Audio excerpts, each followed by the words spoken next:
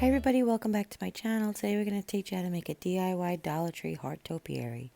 We're going to use this heart wall hanging from the Dollar Tree, one of these galvanized buckets, whichever one, or a flower pot, some floral foam.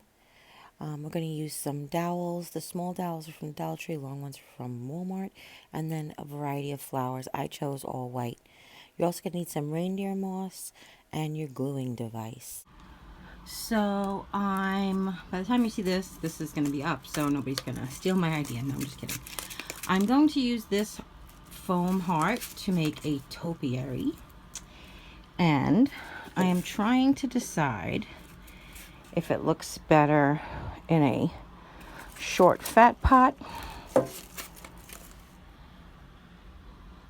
or a tall skinny pot. Yep, tall skinny pot. And probably with a long stick too. So that was the next thing I was going to see. Do I do one long skinny stick or one short fat stick? Well, actually, let's see that again. If I do it just about there, I probably could use the short fat stick from the Dollar Tree. All right, we'll see. So I wanted to let you guys know in full disclosure that this video is edited out of order of the way I actually did it. And I'll tell you why. I actually didn't have enough reindeer moss to cover the whole the whole wreath. But I did want to, in the end, I realized I wanted to go back and fill in the back. So I'm just going to edit it in the order of what you should do, okay? Or the order that you should do it if you're going to put this together.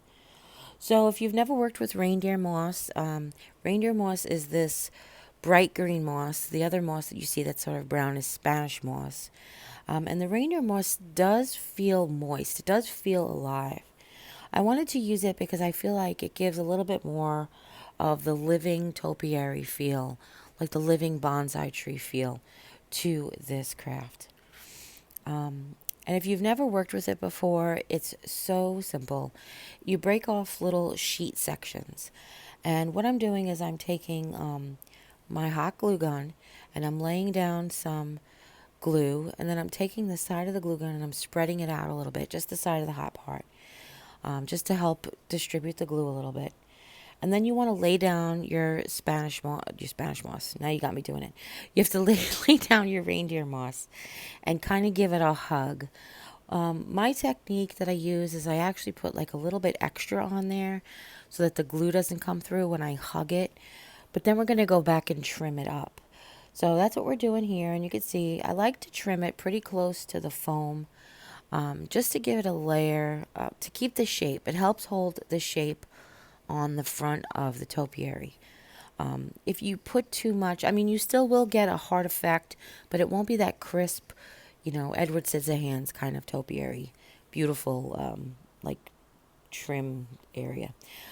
But I'm just going to continue to go all the way around. And like I said, what I was doing when I first did this is, excuse me, I didn't know how I was going to finish the back.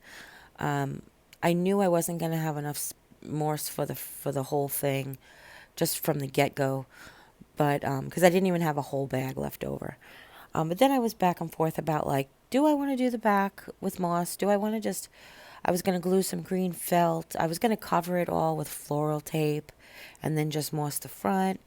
I was thinking about laying leaves on the back, gluing some of those silk leaves that I've saved from all the flower arrangements that we've done.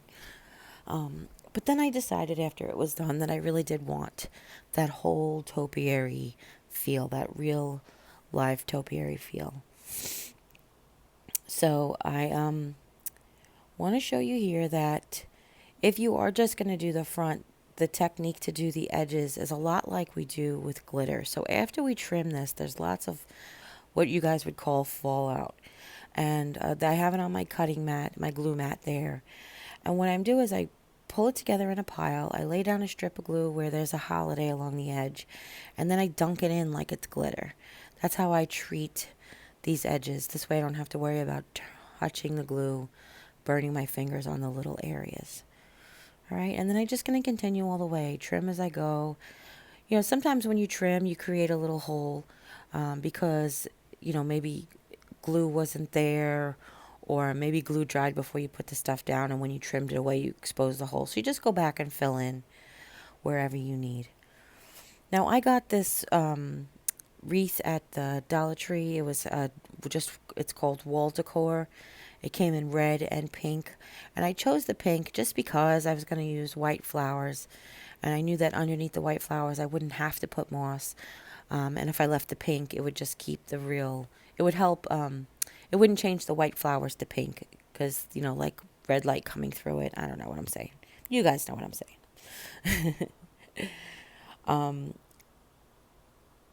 Yeah, so as we go, we just want to make sure that you're very mindful of that you don't burn yourself.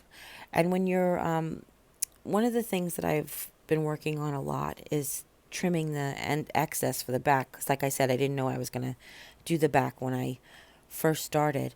But if you're going to go ahead and do the back, you don't have to worry about the edges so much, all right? And I'm just filling in wherever I can. And I've just left the section where I'm going to put the flowers, but you don't have to do that. You can go ahead and cover the whole thing if you want to. It's completely up to you. All right. And now, like I said, this video is edited out of order, but the next thing after you're done doing the front is you want to go ahead and do the back. Now, honestly, what you really want to do is the sections all around together would be better. So basically you want to do the front and the back of each section at one time. That'd be easier. So when it came to the back, and I still just wanted to go for that more authentic, real topiary, three-dimensional tree situation, I trimmed the back round. As you can see, the back of this is flat because it's meant to hang on a wall. But what I've done is I've left like the mound of moss and trimmed along just the edges to create that more of a curved, to mimic the front. So the front is rounded. I made the back rounded as well. And I know you see the stick hanging out there, but again, like I said, I've gone back over in order. So you can see I go from here, I'm hugging it along the way. Not only does that help get it to adhere to the glue, but it also helps keep the shape a little bit better. And the other thing I wanted to tell you is you could use white glue for this, but because the reindeer moss is most recently a living organism and it does have a moist feel, it does take a longer time for the white glue to dry. But if you're doing this with kids and you don't want them to deal with the hot glue, you can go ahead and use white glue, and that's fine. And also, if you're a florist or a floral person and you have a lot of S pins, you can always, you know, pin your moss in. Just be mindful of the thickness of the foam. All right? And then just like I said, I'm just going to go in and fill in wherever a little hole was left, and trim up as I go, and just get it to where you like it. I liked it nice and covered, and I really did love the way this came out. I really did. It was just one of those things that I was inspired. As soon as I saw that this heart was made out of foam, I was inspired to go ahead and do this. That, and I have like 9,000 of these buckets now. No, not really. But they're available at my Dollar Tree still. So hopefully if you'll be able to find these galvanized tins with the jute. Otherwise, it can go in any kind of flower pot. All right? As long as it's big enough. And you can see from time to time I use my glue to press down so that I don't, my scissors to press down into the glue so they don't burn my fingers as well. And you want to shake it off. Oh, I meant to say that too. You want to shake it off and tap it off from time to time. And that shakes off whatever's loose. And then it'll reveal holes if they're there. Okay? So now, the next thing we're going to do is put on the flowers. I channeled my inner Melissa from 4 Quarter Crafts. Melissa, I love her channel. I'm going to link it in the description box down below. Check her out. She does beautiful country farmhouse in neutral decor colors. I just never think about that until, I never think about the appeal of that until you see it. It's just amazing. She's wonderful. So what I've started with is some flowers from the spring collection, but I also have a couple of mums from the autumn collection. And I've started with the cherry blossoms. I've basically gone around the edge of the opening with cherry blossoms.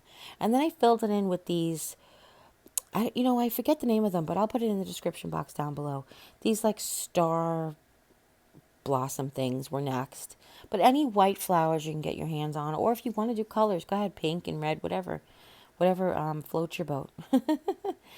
And then I filled in with a couple of the mums. And I'm showing you, I had some baby's breath, artificial baby's breath from Walmart, but I wanted to keep it strictly Dollar Tree at this point. So I've taken the Dollar Tree lavender.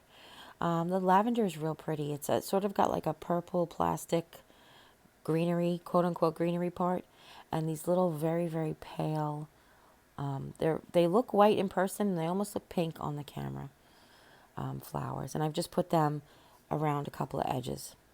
So now this dowel from the Dollar Tree, and what I've done is I've taken basically they're scratch repair markers that you get in the houseware section or the tool section, and they're for filling in scratches on your wood furniture, and I've used them to dye the stick brown.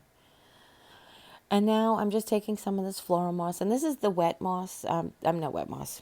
Jeepers, Jer. I'm taking some of this floral foam. This is the wet floral foam, and I've just filled in the bottom of the container. And now I want to put the dowel into the heart, and I've decided to put it on an angle. I've used my scissor to poke through the moss just to make sure I don't have to get caught up and to really get into that heart. And then I've just lots of glue and inserted it in there. And then I've put it down into the foam, and I've used a couple of extra dowels to go straight down into the foam to give the foam some stability, so that the topiary doesn't tip over. And then I've covered the top of the foam with some more of the moss and some glue. And now I wanted to show you one of my partners in crime, Georgia Peach's Cooks and Plans. Chani over there asked me to show her how to make a loopy bow with the regular satin ribbon, the 5/8 inch satin ribbon. So this one is from this year's Valentine's Day collection. It's white with little tiny pink hearts on it. And what I've done is I've wrapped 6 layers around my hand and folded them in half. Basically, I matched the ends of the loop. And in the middle, I've taken a piece of floral wire and I've just twisted it until it pinches the ribbon together. And then you just separate all the loopy bows, pull everything forward. Try to go in different directions with it so they don't fall back into their place where they came from.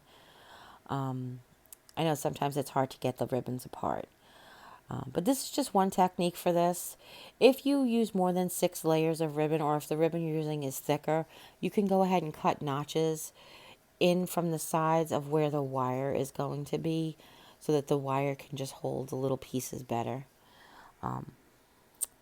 And then I've taken the wire around the back and I've wrapped it around the tails so that the tails will stay in place. And this will help. There you go. And then just play with it till you like it. And it's really that simple. Then I've taken one of the tails and I've gone over the wire, but that was just to make it more of a bow. I wanted a bow look instead of the big loopy thing. But I showed you how to make the loopy thing, right, Johnny? Thanks. And that's it. So now I'm going to attach it to the bottom of the topiary. And there you go. So I hope you really enjoyed this tutorial. If you do, give it a thumbs up. If you have any questions at all, leave them in the comments down below.